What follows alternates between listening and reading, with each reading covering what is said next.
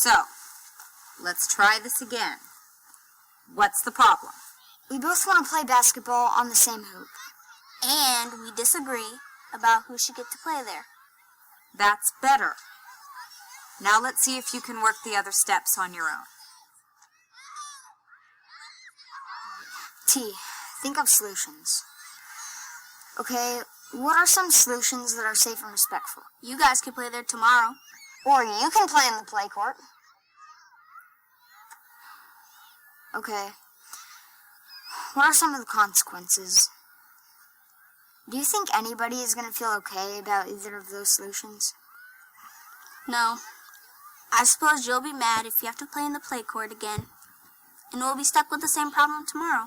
Yeah, and you'll be mad at us if you have to play in the play court. And besides, you're right. We'll just have the same problem tomorrow.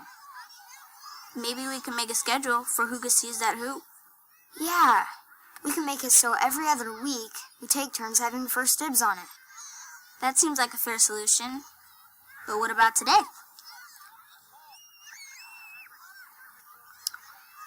Let's toss a coin for today.